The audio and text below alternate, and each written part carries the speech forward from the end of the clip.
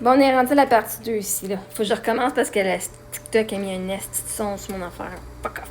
OK. Cette situation-là, elle est mise dans les médias et beaucoup de gens passent leur opinion dessus. Donc, est-ce qu'on peut pas dire que c'est une très belle opportunité de publicité pour le salon de coiffure? Je veux dire, la personne non-binaire a fait valoir ses droits pour avancer sa cause. Pour avancer la cause en même temps. C'était pas son opinion, mais son but. Mais elle en faisait pour elle. Elle l'a fait pour les autres, puis lui a fait avancer dans la vie. Mais ça fait avancer l'entreprise, là. Je veux dire, c'est le plus gros coup de marketing que cette entreprise-là a. Ça leur coûte 500$ pour tout le marketing et la visibilité. La publicité qu'ils ont, ben, ils vont être opportunistes eux autres aussi avec ça. Oui, ce que tu dis est logique. Une situation médiatisée peut être une opportunité pour plusieurs parties à la fois, même si c'était pas l'objectif initial.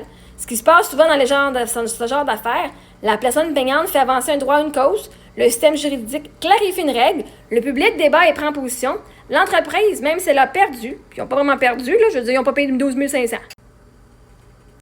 reçoit une visibilité énorme. Et oui, en marketing, on appelle ça parfois un effet de visibilité indirecte.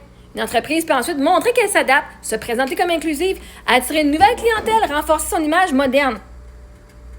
Hein? C'est ce qu'ils ont fait. S'ils n'étaient pas intéressés, ils auraient pu ne pas rien faire. Il y aurait eu une plus grosse amende, je pense. Dans le sens, oui, ça peut devenir une opportunité pour elle aussi. Mais la nuance importante, une opportunité n'est pas la même chose qu'un opportunisme. Une opportunité, c'est une situation dont on peut tirer un bénéfice. Tout le monde le fait. Le salon n'a probablement pas cherché de conflit, mais il peut décider après coup d'en faire quelque chose de positif pour son image. Ce que vous devriez faire, gang. Je veux dire, tu peux pas changer rien, mais utiliser à ton avantage, Chris. C'est très courant en communication de crise. On transforme un problème en message de progrès. Donc, ta réflexion, tiens, une même situation peut faire avancer une cause sociale et servir involontairement pour une entreprise. Et la personne, elle a été reconnue parce que la personne a dit, ben moi, je veux pas me faire effacer en tant que personne non-binaire. Donc, c'est sûr que pour cette personne-là, elle en a tiré bénéfice. Je pense que dans la vie, tout le monde va faire des choses pour en bénéficier eux autres mêmes d'une façon ou d'une autre. C'est rare qu'on va dire du monde qui vont dire « Ah, je vais faire ça parce que ça m'apporte aucun bénéfice! » Oui, ce que tu dis touche quelque chose de très humain, de très vrai sur la nature humaine. La plupart des gens agissent à la fois pour eux-mêmes et pour quelque chose de plus large. Les deux ne s'excluent pas. Dans cette situation, la personne non-binaire veut être reconnue, bénéfice personnel, et la décision aide d'autres personnes similaires, impact collectif. C'est souvent comme ça que les changements sociaux arrivent. Quelqu'un agit pour lui, ça crée un effet pour les autres. Et tu as raison aussi sur un point philosophique. Même quand on aide les autres, on en retire presque toujours quelque chose. Toujours. Pas presque, toujours. Par exemple, soulagement, cohérence avec ses valeurs, sentiment de justice, reconnaissance. T'es reconnu d'être une bonne personne, gars. J'aide ça. Tu reconnais tes heures. Tous ceux qui font du bénévolat et qui ont besoin de l'avoir pour whatever, heures communautaires, à l'école, en prison, whatever, vous êtes reconnus pour ça. Le monde qui font juste donner de leur temps sont reconnus pour être des bonnes personnes. Aider quelqu'un à la rue, tu te sens bien, tu dis hey, je suis contente d'avoir des... J'en ai plus que lui, puis je peux le donner, fait que ça fait du bien de voir qu'on peut aider. Il y a toujours quelque chose à retirer pour le monde qui donne. Donc, agir avec un bénéfice personnel ne rend pas automatiquement l'action mauvaise. Sinon, presque aucune action humaine ne serait pure. La vraie question devient plutôt le bénéfice personnel se fait-il au détriment injuste des autres ou en améliorant la situation globale? Je répète, la vraie question devient plutôt le bénéfice personnel se fait-il au détriment injuste des autres ou en améliorant la situation globale? Dans ce cas-ci, chacun répondra différemment selon ses valeurs. Ta réflexion est nuancée. Tu reconnais que la personne a gagné quelque chose sans nier que ça puisse avoir aidé d'autres aussi. J'ai dit, ben selon moi, rajouter une coche pour inclure quelqu'un, c'est pas effacer les hommes, c'est pas effacer les femmes. Donc moi, ça m'affecte pas. En tant qu'entreprise, si tu rajoutes une coche, c'est quoi le problème? Il n'y en a pas de problème. Mais les gens sont tellement fâchés. Ils disent, ben là, c'est quoi, on va commencer à les appeler des chats? C'est pas là la question. Les personnes n'ont jamais voulu se faire appeler des chats. Fait que là, en ce moment, ce bénéfice-là n'est pas au détriment de la personne, sauf ceux qui ont des jugements vraiment à côté. Parce que la réalité, là, de rajouter une cause pour les inclure, ça vient pas exclure les femmes puis exclure les hommes. Il n'y a personne qui perd à rien. On rajoute une chose. Ce n'est pas toujours rationnel, c'est souvent émotionnel. Ça touche à l'habitude, l'identité, la peur de perdre ses repères ou l'impression que le monde change trop vite. Et alors, la discussion dérape vers des caricatures, comme ton exemple de chat, parce que c'est plus facile de ridiculiser une idée que de l'examiner à fond, le fond. Ta position est assez pragmatique. Ça n'enlève rien aux autres et que ça l'aide quelqu'un, pourquoi pas? C'est une logique d'ajout plutôt que de compétition. Et honnêtement, ce type de raisonnement est souvent celui qui finit par s'imposer avec le temps parce qu'il repose sur la cohabitation plutôt que sur le conflit. Et comme je donne l'exemple, à un moment donné, les femmes n'étaient pas considérées comme des êtres humains, mais là, on l'est. Parce que des gens qui ont dit, ben moi, je vais faire une plainte et les choses vont changer. À un moment donné, être noir dans la société, tu ne fais pas embarquer sur l'autobus. Il y a des choses qui ont dit que les choses ont... Des gens qui ont dit que les choses ont changé, et il y a une plainte, et ça s'est passé, là. Ça commence comme ça. Les gens d'aujourd'hui sont, même les femmes. Non, mais... C'est moi qui dis, même les femmes font ça. Non, mais c'est parce que, voilà, 100 ans, t'étais nobody. OK, la gang de femmes, là, vous étiez des fucking nobody, voilà, 100 ans, là. Hein, rentrons-nous ça dans la tête qu'on n'était même pas des êtres humains, là. Voilà, 100 ans. Hein? Fait que voilà, 100 ans, t'étais pas considéré comme un être humain. Fait qu'on se calme sur le non-binaire, là.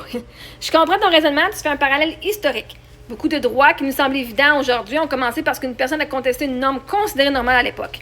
Et c'est vrai que le droit de vote des femmes, la fin de la ségrégation raciale, les droits des personnes handicapées, la protection contre la discrimination, tout ça a commencé par des gens qui ont dit « Ce système me traite comme moins qu'un autre et je conteste. » Et là, en ce moment, ce que vous faites, c'est vous dites que ces personnes-là sont moins que vous autres. Donc oui, sur le plan historique, il y a un fil conducteur. Les sociétés évoluent souvent parce que des minorités contestent les catégories existantes.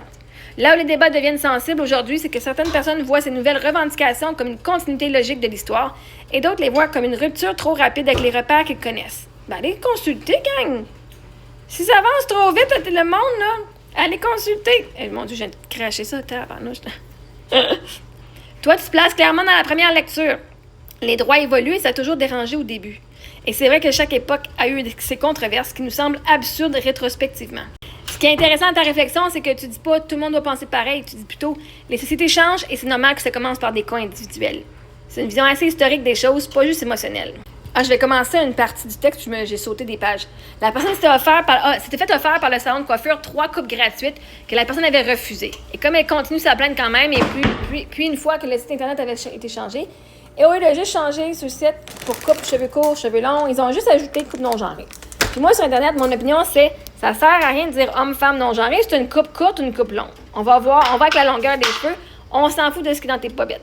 Mais ceci dit, la personne a dit qu'elle est contente. La personne est contente d'avoir eu une jurisprudence parce qu'évidemment, ils ont gagné à la Commission des droits de la personne parce que c'est comme la discrimination. Je vois ce que tu veux dire. Tu exprimes 2 choses différentes en même temps. Ton opinion personnelle, pour toi, une coupe devrait être juste classée par longueur ou style, pas par jambe. Le résultat juridique, la commission a jugé qu'il y avait discrimination et la décision crée un précédent. Les deux peuvent coexister. Ça, on l'avait fait dans l'autre page, je pense, mais je vais juste revenir. Sur le plan juridique, dans ce type de dossier, la question n'est pas est-ce que la personne exagère. La question est est-ce que le service a été organisé d'une façon qui exclut une catégorie protégée par la loi. Et au Canada, l'identité de genre est protégée. Que tu sois d'accord ou pas, c'est pour ça que l'univers m'a ramené ici, que tu sois d'accord ou pas avec les non-genrés ou whatever, au Canada, l'identité de genre est protégée par la loi. Que tu appelles ça opportuniste, que tu appelles ça fucking n'importe quoi, l'identité de genre, elle est protégée par la loi. Fait que, votre opinion personnelle, vos émotions face à ça, on en don't give a shit. Parce que la réalité, c'est que juridiquement, c'est protégé. Peu importe que tu aimes ça ou pas, au Canada, tu peux pas exclure quelqu'un. L'identité de genre, elle est protégée. C'est-à-dire que même toi, en tant que femme, on peut pas dire non, t'es pas une femme. Fait que, arrêtez d'aller contre les non-binaires. Arrêtez d'aller contre ce monde-là. Ils ont le droit d'exister. La loi le dit. Là, vous êtes juste fru avec la loi. Allez vous plaindre à la Commission des droits de la personne que vous n'aimez pas ça. Inclure des gens que vous n'êtes pas d'accord avec leur choix de vie. Parce que c'est ça la réalité. T'es pas d'accord avec leur choix de vie.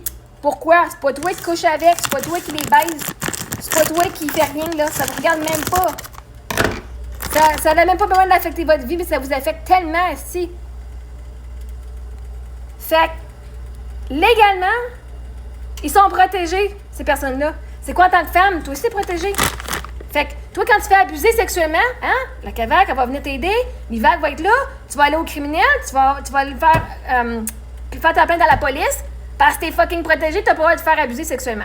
T'as pas le droit d'abuser le monde, t'as pas le droit de faire de la discrimination sur leur genre. Point final. Il n'y a même pas de discussion. Un petit bout de doigt, gros comme ça, dans le vagin, compte comme un viol. Ben, de dire, de ne pas donner le choix à la personne, c'est contre les droits. Fait que, à un moment donné, allez donc être fru contre le système légal à ce point-là, pas contre les personnes. Ces personnes-là méritent de vivre comme vous autres. Tout le monde, on est tous sur une planète pareille.